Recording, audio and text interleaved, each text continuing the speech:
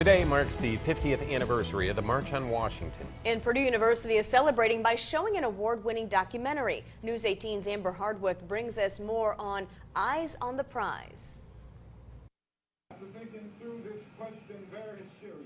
50 years ago, many U.S. citizens rallied for civil rights for African Americans. This movement was called the March on Washington, where Dr. Martin Luther King Jr. gave his I Have a Dream speech. Purdue students celebrated the historical anniversary at the Black Cultural Center.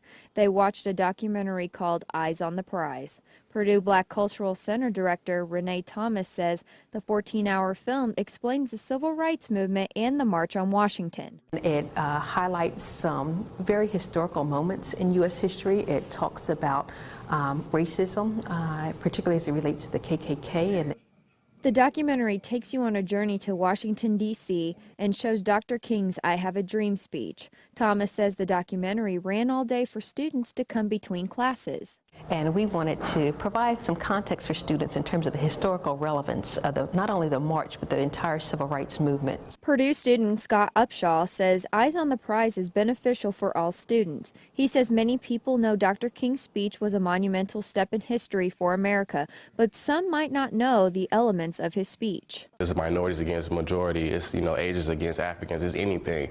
It's just to be able to accept people for who they are. And that's what the speech basically meant. Like, he wanted everybody to come together as a community and unite as one. Thomas says she hopes the film inspired the people who stopped by to watch. We recognize that it's an unfinished agenda, and we want to empower students to take action today. Reporting from West Lafayette, Amber Hardwick, News 18.